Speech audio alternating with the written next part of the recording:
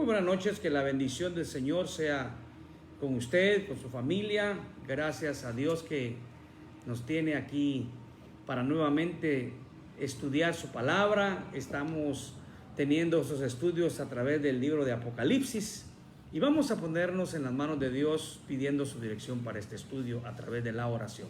Padre, te agradecemos por este tiempo que tú nos concedes de acercarnos a tu palabra y a través de la misma ir conociendo tus propósitos para este mundo y tus propósitos para nuestras vidas.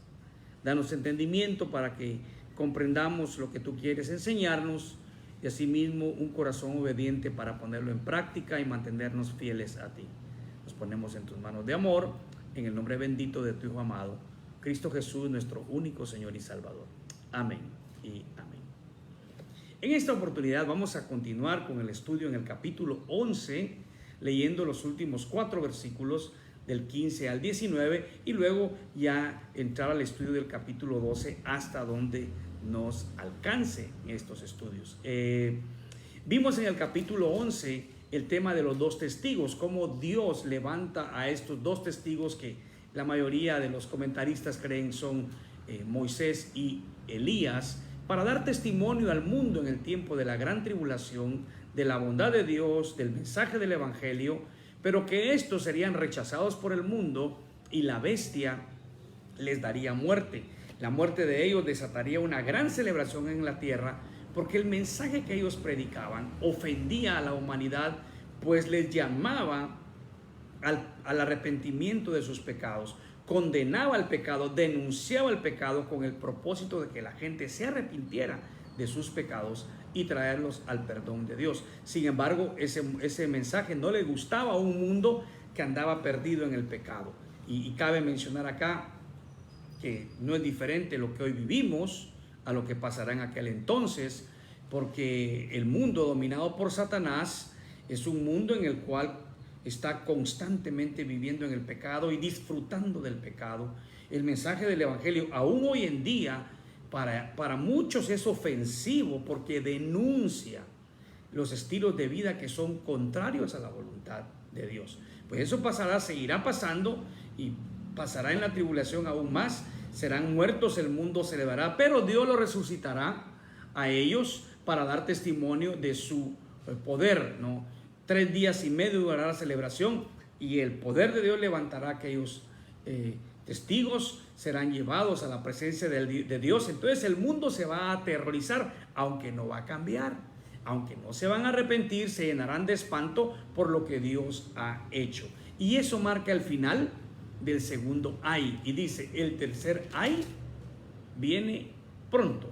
Y el tercer ay habría de desatarse con el anuncio que empieza a darse en el verso 15, que es donde vamos a comenzar a ver el día de hoy, ¿no? Es un tercer ay que está conformado por muchos acontecimientos que son juicios de Dios sobre esta tierra, y que también habrá una lucha encarnizada entre fuerzas del mal, entre Satanás y sus seguidores y Dios mismo. Veamos entonces el capítulo 15, lo que se nos dice. El versículo 15, perdón, Apocalipsis capítulo 11, versículo 15. El séptimo ángel tocó la trompeta y hubo grandes voces en el cielo que decían: los reinos del mundo han venido a ser de nuestro Señor y de su Cristo, y Él reinará por los siglos de los siglos.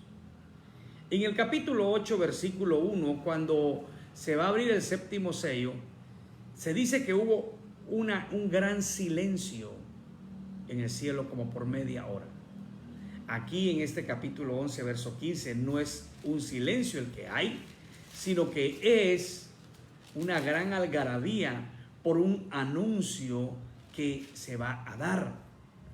Es la séptima trompeta que se tocará de las que estaban contenidas en ese séptimo sello. Pero dice que hubo un gran griterío, grandes voces en el cielo. Y este era el anuncio: los reinos del mundo han venido a ser de nuestro Señor y de su Cristo, y Él reinará por los siglos de los siglos. El gran anuncio es: Cristo viene a reinar a la tierra. Y en la expresión donde dice los reinos del mundo han venido a ser de nuestro Señor y de su Cristo, significa que en estos tiempos Dios le ha concedido a Satanás desarrollar dominio sobre este mundo. Y no necesitamos mucha explicación para ver que así es. Solo basta dar una mirada al mundo para darnos cuenta de cómo el diablo tiene sumido al mundo en el engaño, en la mentira, en el pecado. ¿No? Recordemos también que en la tentación a Jesús, el diablo le ofreció los reinos de este mundo. Entonces, temporalmente, Dios le ha concedido a Satanás ese dominio. Y los únicos que quedan libres de ese dominio son aquellos que están en el mundo, pero que no son del mundo, como Jesús describió cuando oró por sus discípulos. Aquellos que han confiado en Cristo, los que hemos creído en Jesucristo como nuestro único Señor y Salvador. Aquellos que día a día luchamos por hacer la voluntad de Dios, que aun cuando no somos perfectos, buscamos agradar a Dios en todo aquello que hacemos. Pero el resto, quien no lo hace, quien no se ha entregado a Cristo, está bajo ese dominio. Pero ese dominio tendrá un fin, y aquí están anunciando ese fin. El dominio de Satanás llegará a un fin, porque Cristo ha retomado el lugar que le corresponde como creador, como Señor, como Rey de este mundo. Él ha venido a ser el mundo ha venido a ser de nuestro Señor y de su Cristo. Ellos lo crearon. Satanás usurpó un lugar, por supuesto con el permiso de Dios, pero Cristo finalmente tomará ese dominio, y a los que han decidido estar con Él. Por supuesto, vemos que en esta parte la iglesia ya no está. Ya Cristo ha tomado parte de su pueblo, pero durante la tribulación y la gran tribulación se seguirá proclamando el mensaje del evangelio. Algunos serán salvos, otros seguirán rebeldes, pero Cristo viene a tomar todo lo que le pertenece. Y dice, y Él reinará por los siglos de los siglos. De aquí, Él ya no va a perder el dominio sobre su creación. Por supuesto, veremos de que Cristo va a venir a establecer su reino de 1000 años, un reino en el que el mundo será testigo que el único gobierno perfecto es el de Cristo. Y aún así, algunos rebeldes serán engañados por Satanás, porque al fin de los 1000 años del gobierno de Cristo, Satanás será desatado y engañará a muchos, y muchos lo seguirán, y habrá una breve rebelión contra Cristo, la cual será pronto aplacada para luego dar paso al estado final de todos los tiempos. Pero Cristo vendría a establecer algo que nosotros sabemos. Él es el único quien puede gobernar perfectamente sobre la tierra. Por eso es que la mayor parte de los gobiernos del mundo, por no decir todos, pero la mayor parte, habrá alguno otro que lucha y trata de seguir la voluntad de Dios, o por lo menos ubicarse dentro del propósito de Dios. Pero por no generalizar, diríamos que la mayor parte de los gobiernos del mundo no se dirigen por la voluntad de Dios. No se dirigen de acuerdo a la voluntad de Dios. Y por eso, y hemos repetido varias veces acá, hay muchas leyes en muchos países que aun cuando se les denominen países cristianos, son contrarias a lo que Dios expresa en su palabra, porque no están siguiendo la dirección de Dios, no están tomando en cuenta a Dios para gobernar los países, sino que están siguiendo el engaño del enemigo, suponiendo que es por el bien de las mayorías, pero no saben de que realmente hacen un daño con aprobar leyes que son contrarias a lo que Dios nos enseña en su palabra. Pero un día eso llegará a su fin, se le pondrá un límite a Satanás y Cristo vendrá a reinar. Y dice, y Él reinará, ¿cuánto tiempo? Por los siglos de los siglos. Cuando Él venga a establecer el milenio, a pesar de esa rebelión que habrá después de los 1000 años de su gobierno perfecto, sabemos que Cristo no dejará de tener el control. Esa rebelión será aplacada, Cristo seguirá reinando y ya no tendrá interrupción el reinado del Señor. Verso 16 dice, y los 24 ancianos que estaban sentados delante de Dios en sus tronos, se postraron sobre sus rostros y adoraron a Dios. Sabemos que Dios ya ha empezado a desarrollar sus juicios sobre la tierra y lo desarrollará todavía más. Sin embargo, los ancianos no están cuestionando a Dios. No están reclamando a Dios sobre lo que Él ha venido ejecutando y seguirá ejecutando sobre la tierra. No están diciéndole que es injusto lo que Él hace. Ellos están adorando a Dios porque no es injusto. Simplemente dará lo que se merece esa generación rebelde que ha preferido seguir los engaños de Satanás que obedecer la verdad de Dios. Dios es justo. Muchas veces, en lugar de su justicia que siempre permanece, Él aplica gracia para darnos lo que no merecemos. Pero eso es algo aparte, que tenemos que ver de ese carácter misericordioso de Dios. Pero aquí está trayendo el juicio que el mundo merece por su rebeldía en contra de Dios. Y los ancianos, al ver esto, lo que hacen es adorar a Dios, adorar al Señor, decirle: Señor, gloria a ti porque has venido a reinar, honra y honor a ti porque has venido a reinar. Y es más, te damos gracias.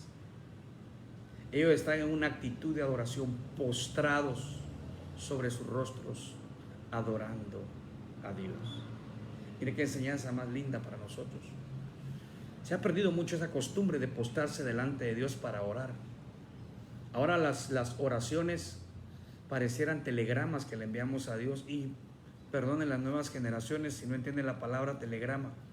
Mensajes cortos, bueno, whatsappazos breves, pues, si lo quieren así, que se envían a Dios. Ya no hay tiempos en los cuales uno se postre a meditar, a orar, a darle gracias a Dios, a darle honra, pensando todo lo bueno que Él es, que es muy bueno para nuestras almas, porque ahí es donde nos purificamos de tanto que podríamos contaminarnos con este mundo, y nos fortalecemos recibiendo del Señor lo que necesitamos en esos tiempos postrados delante de la presencia de Dios, adorando al Señor y reconociendo quién es Él. Porque el verso 17 dice, diciendo, esto decían los ancianos: te damos gracias, Señor Dios Todopoderoso, el que eres y que eras y que has de venir, porque has tomado tu gran poder y has reinado. La adoración a Dios es reconocer quién es Él. Primero, Él es digno de gratitud. Él es digno de gratitud. Y aquí la gratitud es: estás viniendo a poner un punto final a ese ser malévolo, a ese ser sanguinario y cruel que ha destruido a la humanidad, que ha atentado en contra de ti. Ahora tú vienes a ponerlo en su lugar. Vienes a aplicar tu justicia sobre él, dándole fin a ese reinado de siglos en el cual él demostró al mundo de lo malo que es, de lo que es capaz de llevarlo su maldad y su rebelión en contra tuya. Porque el diablo siempre ha sido enemigo de Dios y de los que siguen a Dios. Y también, aun cuando ellos no se den cuenta, aún de los que no siguen a Dios. Porque Él destruye parejo. Él es destructor de todo. Él viene a matar, hurtar y a destruir. Entonces, te damos gracias. Gratitud a Dios. Señor Dios Todopoderoso. Son tres palabras que describen claramente quién es Dios. Él es Señor, Él es el soberano. Él es el que no tiene necesidad de pedirle permiso a nadie para hacer lo que tenga que hacer.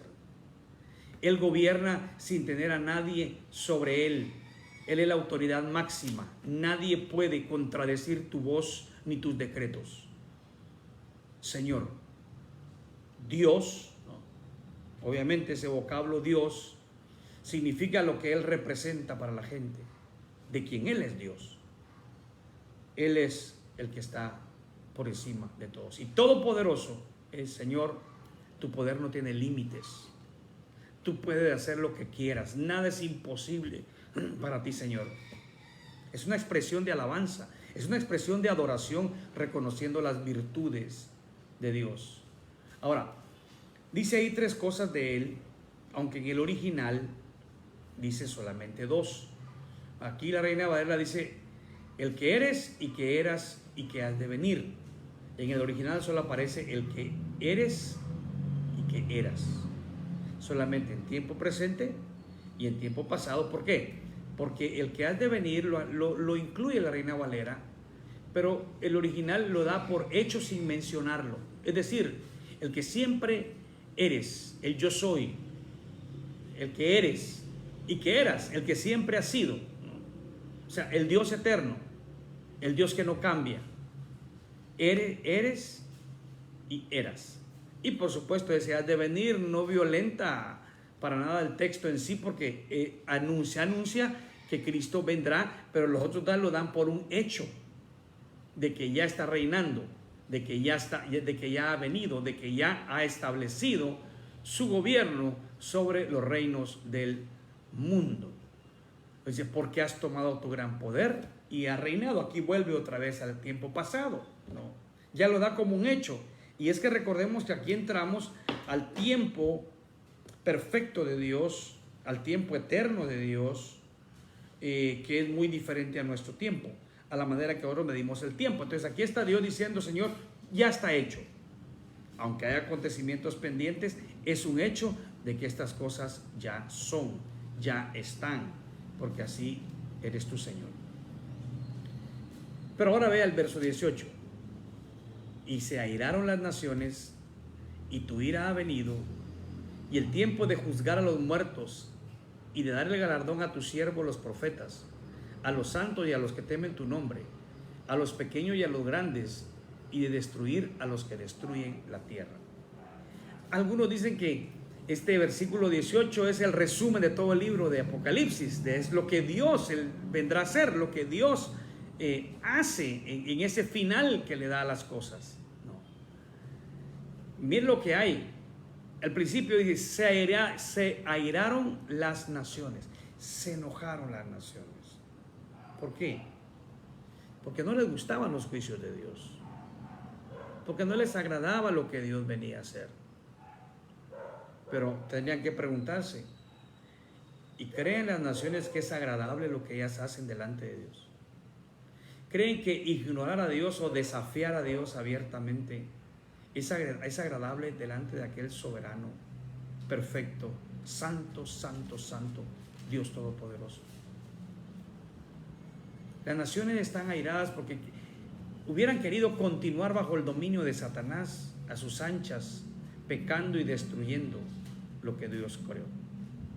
Pero Dios viene a poner un hasta aquí, y obviamente la reacción de las naciones no es nada agradable. No se sienten bien, porque Dios vendría a poner fin a tanta maldad que en el mundo existe. Y por eso dice, y tu ira ha venido.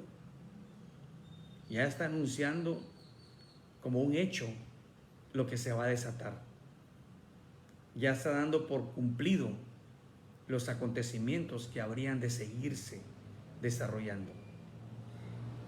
Y el tiempo de juzgar a los muertos. Mire qué interesante. Todo ser humano que ha vivido sobre la tierra será juzgado. La muerte no es el final. El final será cuando cada uno comparezca delante de Dios en el día grande del Señor y tenga que dar cuenta de todo lo que hizo, y especialmente de lo que hizo con Cristo, de lo que hizo con aquel Hijo de Dios a quien Dios dio a la humanidad para que todo aquel quien Él cree no se pierda, mas tenga vida eterna. La muerte no es el final, es un estado intermedio, pero llegará un día en que los muertos resucitarán y tendrán que dar cuentas de aquello que han hecho con Dios. Y dice, y de dar el galardón a tus siervos los profetas, a los santos y a los que temen tu nombre, a los pequeños y a los grandes, y de destruir a los que destruyen la tierra. Mire qué interesante. Cuando Dios viene a juzgar, solo van a haber dos resultados: reconocimiento a sus fieles y juicio a los que le rechazaron. A sus fieles dice que les va a dar galardón. Les va a dar galardón. Y describe quiénes son. Primero, tus siervos, los profetas. A los hombres que Él usó para transmitir su revelación a este mundo, la cual tenemos hoy en su palabra. Aquellos que hablaron también proclamando el mensaje de la Biblia y que son los profetas, siervos de Dios. Hemos descrito o definido la palabra profeta, es alguien que habla de parte de Dios, alguien que anuncia un mensaje de parte de Dios. Es un profeta. Su significado no es solamente alguien que predice hechos futuros como muchos lo quieren entender el día de hoy. No, es alguien que de parte de Dios lleva un mensaje para llamar a la gente al arrepentimiento. Y son siervos de Dios, esclavos de Dios para hacer la voluntad de Dios. Por eso es que el mensaje del profeta va de la mano con el carácter del profeta. Algunos quieren hacer una excepción y decir, no importa cómo el profeta sea, lo que importa es que diga cosas de parte de Dios. Pero nadie puede hablar de parte de Dios si su carácter no refleja el de ser un hijo de Dios. Y hay personas hoy en día que se denominan profetas y que según ellos están dando mensajes de parte de Dios, pero su carácter niega la veracidad del mensaje porque no reflejan ni servicio ni obediencia a Dios. Pero los verdaderos profetas, los que proclaman la palabra de Dios, los que proclaman el mensaje, los que fueron fieles a Dios también para dejar escrito ese mensaje revelado, ellos recibirán galardón. También recibirán galardón a los santos. Está describiendo prácticamente cada vez un grupo mayor de personas. Los santos son los creyentes en Cristo, aquellos a quienes Dios apartó para Él, a quienes separó del mundo, que están en el mundo pero no son del mundo, pertenecen a Dios. Ellos son los santos de Dios. No son hombres semiperfectos, no son hombres que hayan hecho grandes cosas, porque luego habla de los pequeños y grandes, pero está hablando de personas que creyeron en Cristo como su único Señor y Salvador. Y a los que temen a tu nombre, esos los que temen a tu nombre es la descripción de la conducta de una persona que es santa. Vive en el temor de Dios. Vive en el temor de Dios. Es alguien que su vida manifiesta que teme a Dios, que sus actos son hechos con respeto y reverencia a Dios, que no se escudan tras ninguna justificación para ellos dar cuenta de una conducta que no es de acuerdo a la voluntad de Dios, sino que aquellos que han reconocido su debilidad y claman a Dios que les ayude cada día a caminar con Él. Temen a Dios, dice, a los pequeños y a los grandes. Se refiere aquí si algunos han recibido algún reconocimiento o alguna mención especial como personajes de la Biblia, ¿no? No es que sean más grandes que otros, sino que simplemente han tenido en el propósito de Dios un lugar diferente en la historia bíblica. Llámense a estos apóstoles, profetas, reyes, que cumpliendo la voluntad de Dios han sobresalido, ¿no? Los apóstoles en el Nuevo Testamento, los profetas y líderes en el Antiguo Testamento. Pero no solo ellos, también dice los pequeños y a los grandes. Aquellos que tal vez no se acordarán de nosotros, no se acordarán de nuestros nombres, pasaremos como anónimos, que de hecho, mis hermanos, aún en los tiempos bíblicos, hay muchas personas que fueron hombres de Dios, siervos de Dios, cumplieron propósitos especiales de Dios y no sabemos sus nombres. No sabemos sus nombres. No sabemos quiénes descolgaron a Pablo en un canasto por las murallas de Jericó. No sabemos. No sabemos el nombre del muchacho que proveyó los 5 panes y los 2 peces para la multiplicación de ellos. No sabemos. No sabemos el nombre de muchos. Pero sin embargo, cada uno recibirá su galardón, porque la marca de todos será esto: personas temerosas del nombre de Dios, que buscaron vivir en la voluntad del Señor. ellos recibirán ese galardón. Ahí estamos todos nosotros, hermanos. Todos nos démosle gloria a Dios. Y oiga, no mereceríamos tampoco recibirlo. De veras.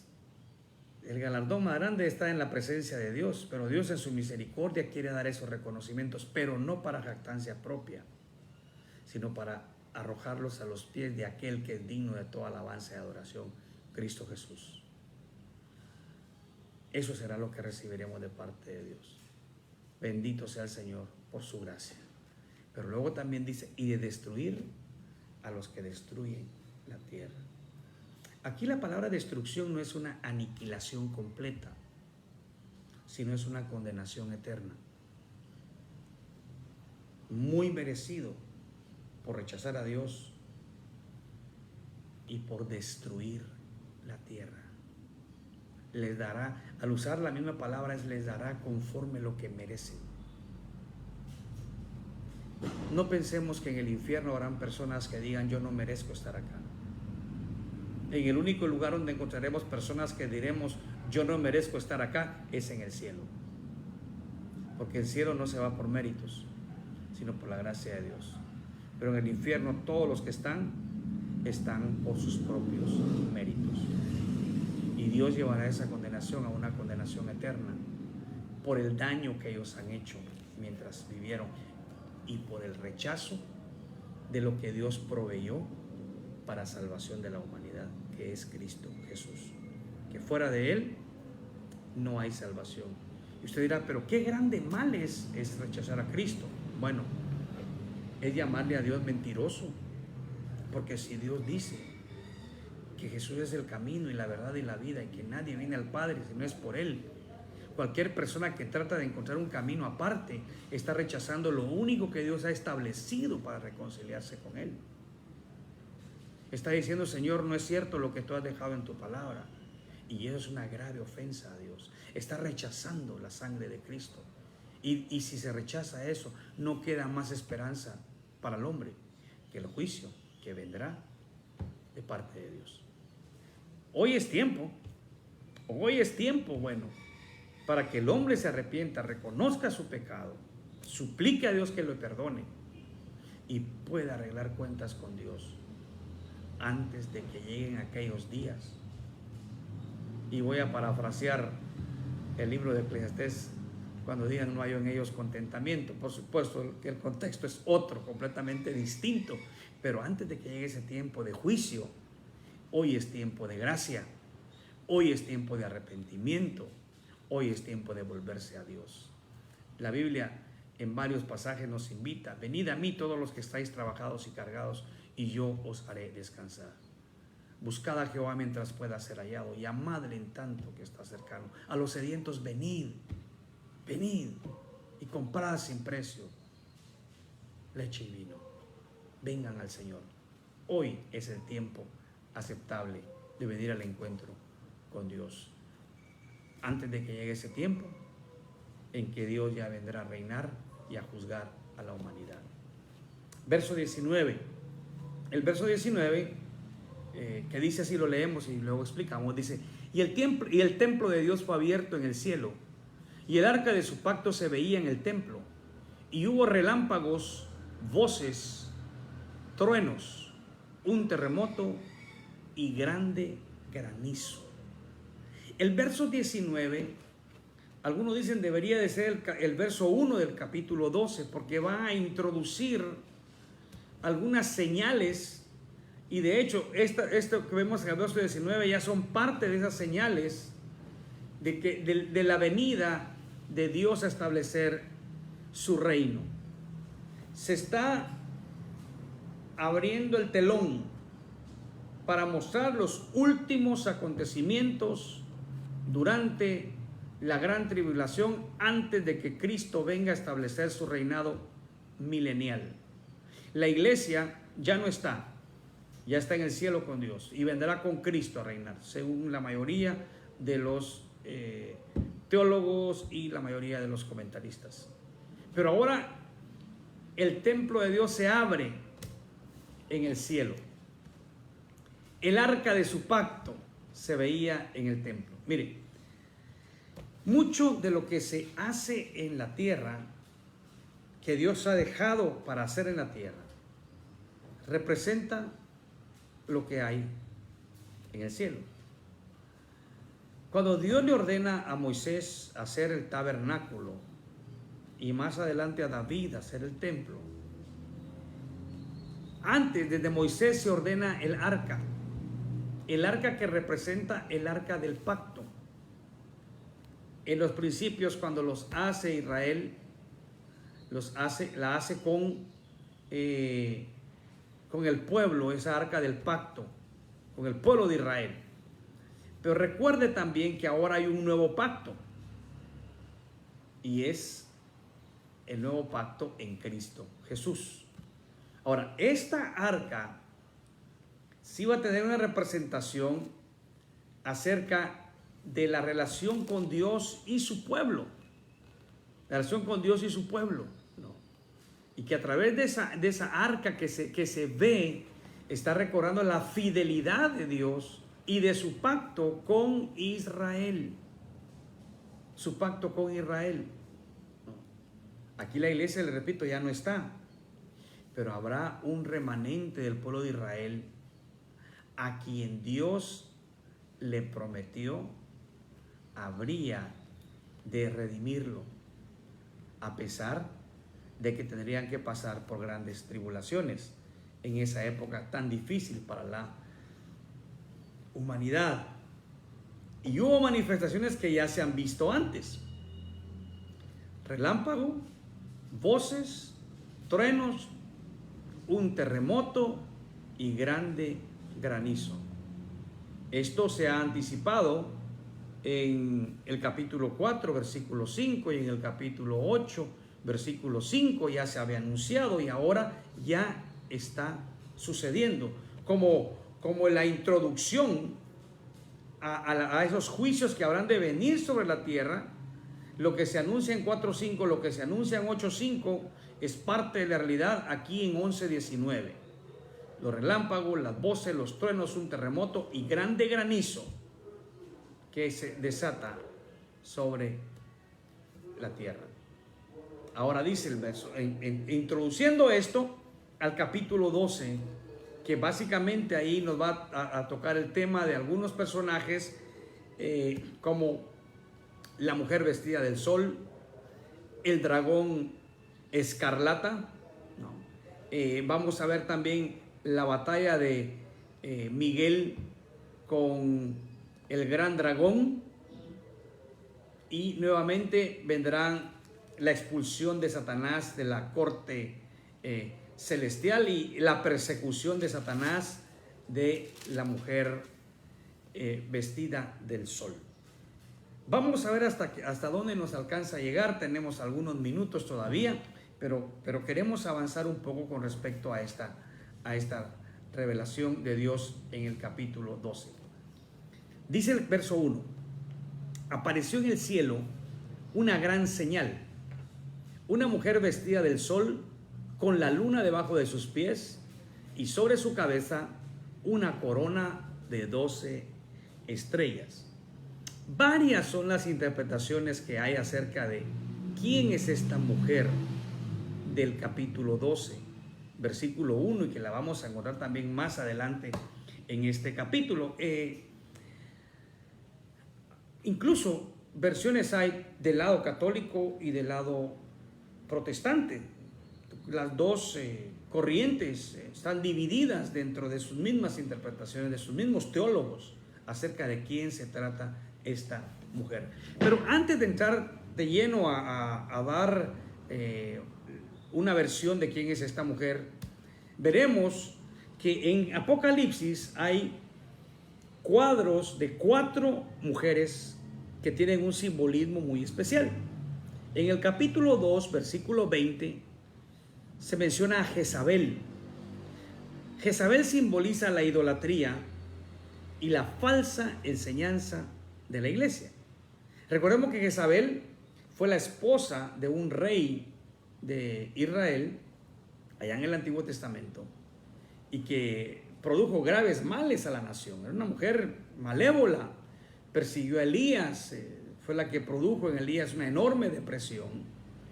Tenía profetas de Baal, profetas de Acera, 450 profetas de Baal, 400 de Acera, y tenía sumido a Israel en una gran idolatría, en un gran paganismo, porque ella no era del pueblo de Israel.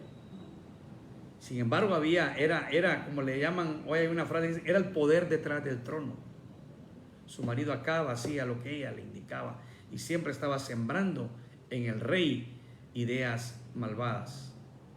Por eso cuando se menciona a Jezabel en Apocalipsis, se menciona como la mujer que estaba haciendo destrozos dentro de la iglesia. Luego se menciona aquí en este pasaje, capítulo 12, verso 1, la mujer vestida del sol. Y desde ya vamos a decir, después explicamos, podríamos decir que para la mayoría simboliza la nación de Israel. La mujer vestida del sol simboliza la nación de Israel. Luego la gran ramera es el símbolo de la falsa iglesia, la religión corrompida de los últimos tiempos, y va a ser mencionada en el capítulo 17, verso 1. Y la otra mujer es la esposa, mujer del Cordero, que simboliza la verdadera iglesia redimida por Cristo, que representa el capítulo, que se menciona en el capítulo 19, verso 7, y en el capítulo 21, verso 9. Entonces, esta es la segunda mujer que aparece en Apocalipsis como una señal, es una señal. Y veamos las características. Una mujer vestida del sol, con la luna debajo de sus pies, y sobre su cabeza una corona de 12 estrellas. Yo quiero que vaya conmigo al primer libro de la Biblia. Nos trasladamos del último libro de la Biblia al primer libro de la Biblia. Génesis, capítulo 37 y versículo 9.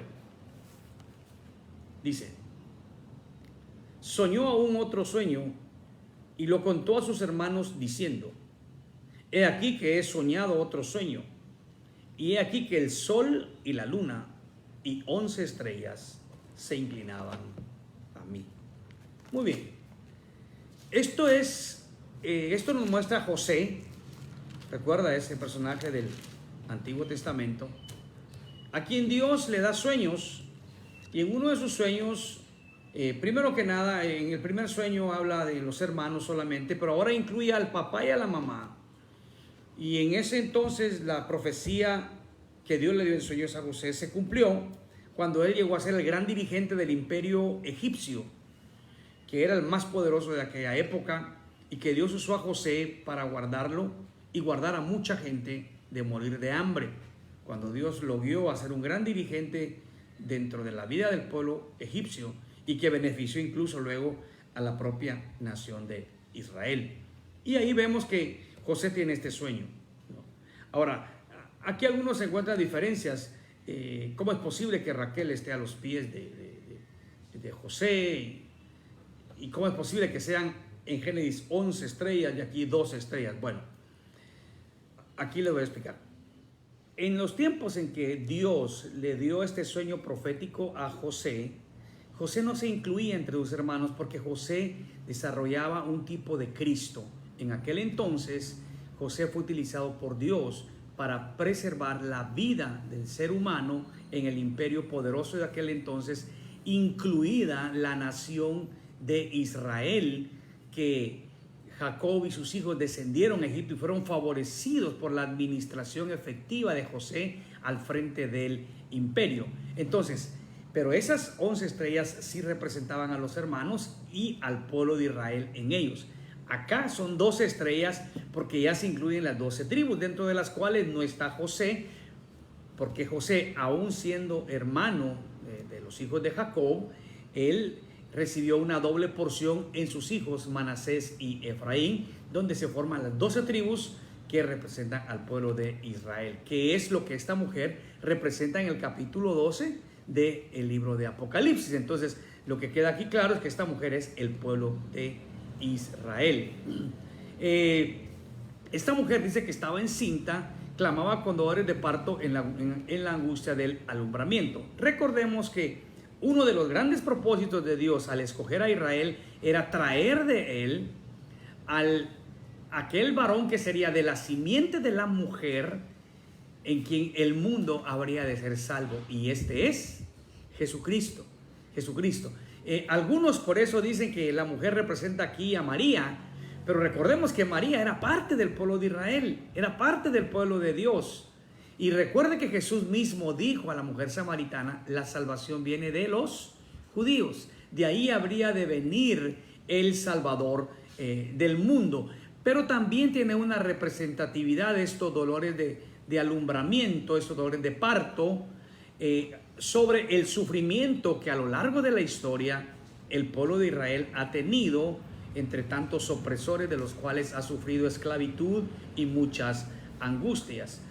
Comenzando desde el Antiguo Testamento, si nosotros vemos la influencia satánica, quería detener los propósitos de Dios. Más adelante en la historia de Israel, en Egipto, por ejemplo, en tiempos de Moisés, ya Faraón quería eliminar al pueblo, ordenó a las parteras matar a todo hijo varón. Luego vemos más adelante en la historia de Esther, la fiesta del Purim. Eso recuerda a los judíos acerca de cómo Dios los guardó de Amán, que quería eliminar, aniquilar a todo el pueblo de Israel. Las esclavitudes de los cuales fueron objeto por Asiria, que prácticamente desapareció el reino del norte, y luego por Babilonia, que con mucha lucha se mantuvo pura la raza de los judíos allá en aquella esclavitud bajo Nabucodonosor. Y tantas cosas que han pasado a lo largo de la historia. Y vemos también en el nacimiento de Cristo que Herodes mismo manda a matar a los niños de 2 años para abajo, por cuestión de que él quería también, como instrumento de Satanás, matar a aquel niño que sería la salvación de la humanidad. Entonces vemos cómo Israel ha sufrido. Bueno, en las historias modernas también vemos nosotros en el siglo pasado cómo Hitler produce una gran muerte de judíos en el Holocausto, un genocidio que es recordado tristemente por toda la humanidad. En fin, Israel ha sido una nación bastante sufrida, pero sigue siendo el pueblo de Dios. Y mi copastor dice que la existencia de Israel como nación es una de las pruebas de la fidelidad de Dios y de la existencia misma de Dios. Una nación que no poseyó lugar donde posarse por 19 siglos, finalmente en su gracia Dios los regresa a su tierra, donde el día de hoy están como nación. Muy bien, entonces todo esto representa a esta mujer. Esta mujer es la señal que aparece representando al pueblo de Israel, y también representa acá el sufrimiento que Israel tendrá en la tribulación y en la gran tribulación. Verso 3. También apareció otra señal en el cielo. He aquí un gran dragón escarlata que tenía 7 cabezas y 10 cuernos, y en sus cabezas 7 diademas. Y su cola arrastraba la tercera parte de las estrellas del cielo y las arrojó sobre la tierra. Y el dragón se paró frente a la mujer que estaba para dar a luz, a fin de devorar a su hijo tan pronto como naciese. Y ella dio a luz un hijo varón, que regirá con vara de hierro a todas las naciones, y su hijo fue arrebatado para Dios y para su trono. Y la mujer huyó al desierto, donde tiene lugar preparado por Dios, para que allí la sustenten por 1260 días. Muy bien, aquí ya vemos nosotros, aparece otro personaje, el dragón, que dice que es un dragón escarlata, con 7 cabezas y con 10 cuernos, ¿no? Aquí nosotros encontramos a un personaje que está en contra del pueblo de Israel en la época de la gran tribulación. Y vemos que está apareciendo y persigue a la mujer y quiere devorar al hijo de la mujer.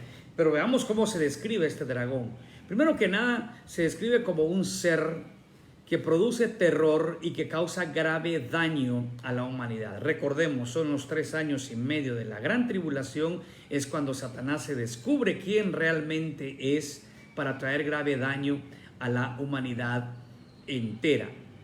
Cuando habla de que tiene 7 cabezas, recordemos que el número 7 es señal de plenitud y puede ser para bien o para mal. En este caso es para mal, pero representa la inteligencia, la astucia de este personaje que ha engañado al mundo. Más adelante se le conoce a Satanás, el cual engaña al mundo entero, en el verso 9. Entonces, este engaña al mundo entero, está engañando a todas las personas, y ahora se descubre y saca a luz lo que tiene. Y esa astucia que tiene representada por las 7 cabezas y los 10 cuernos son señal de fortaleza, de poder que ha adquirido a lo largo de todo el tiempo que ha estado con dominio sobre la humanidad. En el verso 4 se nos da una figura de lo que ya pasó anteriormente en el cielo. Dice que su cola arrastraba la tercera parte de las estrellas del cielo y las arrojó sobre la tierra, y el dragón se paró frente a la mujer que estaba para dar a luz, a fin de devorar a su hijo tan pronto como naciese. Aquí se nos habla de cómo Satanás, con una tercera parte de los ángeles, es arrojado del cielo cuando intenta usurpar el trono de Dios y hacerse como Dios, cosa que es imposible, pero que él así lo intentó en los principios, y una tercera parte de ángeles lo respaldó y fueron echados fuera de aquel lugar, ¿no? Ahora, aquí el dragón, aquí está presto para, dice, devorar, aniquilar, destruir al hijo de la mujer que va a dar a luz. Hemos explicado ya esos intentos de Satanás a través de Herodes, más adelante de querer evitar que Cristo llegue a la cruz. También le quiso causar la muerte en mano de los judíos, apedreándolo en una oportunidad, pero no lograron hacerlo. En fin, hubo tanto hasta que estuvo listo para hacer su sacrificio en la cruz, pagando por nuestros pecados. Entonces Satanás siempre ha querido destruir el plan de Dios, pero Dios es el Todopoderoso que lo lleva a cabo conforme a su voluntad. El verso 5 dice: y ella dio a luz un hijo varón, que regirá con vara de hierro a todas las naciones, y su hijo fue arrebatado para Dios y para su trono. Aquí existen diferentes opiniones, pero yo les comparto la que es más aceptable y, en mi opinión, la más correcta. Cuando se piensa en que dio a luz, la mayoría piensa en el nacimiento de Cristo en esta tierra, pero realmente no está hablando del nacimiento en sí, está hablando realmente del sacrificio de Cristo en la cruz, porque haciendo ese sacrificio, Él paga los pecados del mundo, pero a la vez Dios le da toda potestad en el cielo y en la tierra. Y se nos habla de que va a venir a regir al mundo con vara de hierro. El Salmo 2 del 6 al 9 da esta profecía también acerca de lo que Él hará, y va a tener su cumplimiento más adelante en su reino milenario aquí sobre la tierra. Entonces se habla de que sí, el Hijo muere en la cruz, a eso se refiere el nacimiento, porque nace para morir, pero también cuando dice que Dios lo arrebata al cielo, es que Dios le está hablando de la resurrección de Cristo. Entonces, Cristo muere en la cruz, y para muchos esto es visto como una gran derrota, pero recordemos que al tercer día Cristo resucita y Él sube al cielo, se queda 40 días con sus discípulos y luego asciende al cielo y está a la diestra del Padre. Entonces, eso es lo que representa esta imagen del Hijo que vendrá a reinar, el Hijo que da su vida en la cruz, que nace para dar su vida en la cruz, y el Hijo que es resucitado para ir a la presencia del Padre, ¿no? Entonces, y luego el último verso, el verso 6 dice: y la mujer huyó al desierto, donde tiene lugar preparado por Dios para que allí la sustenten por 1260 días. Aquí ya nos está hablando nuevamente acerca de cómo Dios cuida de los suyos, cómo Dios cuida de aquellos a quienes Él protege. En este caso está hablando aquí de la nación de Israel, aquellos judíos convertidos. Se cree que el desierto donde Dios la lleva es el desierto de Moab, de Amón y de Edom. Interesante que sean territorios que fueron enemigos de Israel los que Dios va a usar para proteger a su pueblo. Y los 1260 días es el punto medio de la tribulación. El anticristo rompe su pacto con Israel, detiene los cultos de servicio en el templo, coloca la abominación desoladora, se declara enemigo de aquellos que quieren seguir a Dios. Y viene ya los grandes problemas para todos. Dios protege a los suyos, ese remanente fiel, Dios lo guarda. Muchos van a huir para salvar su vida. Dios los va a guardar durante 3 años y medio, que representan los 1260 días, que es el tiempo de la gran tribulación. Dios los va a guardar, Dios los va a cuidar a ese remanente que ha sido fiel al Señor. Entonces, vemos aquí esos dos personajes, vemos cómo el dragón quiere frustrar los planes de Dios dentro del pueblo a quien Dios es fiel, aunque el pueblo sea infiel, y cómo Dios guarda a ese pueblo por 3 años y medio durante la gran tribulación. Así es que es el comienzo del capítulo 12. Vamos a concluirlo la otra semana, del 7 al verso 17, que es donde concluye el versículo, y donde sigue la batalla. Hay batalla en los cielos, hay batalla en la tierra, hay tantas cosas que están sucediendo. Pero ante todo, recordemos que este libro de Apocalipsis no es un libro para que tengamos miedo, aunque a veces nos presentan escenas que pueden causarnos cierta preocupación. Pero es un libro para que confiemos en Dios. Dios siempre cuida de los suyos. Y es un libro que debe animarnos también a compartir el mensaje del Evangelio. En esta época en que Dios imparte su gracia a todo aquel que se arrepiente de corazón y confía en Cristo, llevemos ese mensaje a las personas para que tengan esa oportunidad de reconciliarse con Dios. Vamos a orar. Padre, te agradecemos por tus múltiples bendiciones, te agradecemos por tus fieles cuidados y por tu amor.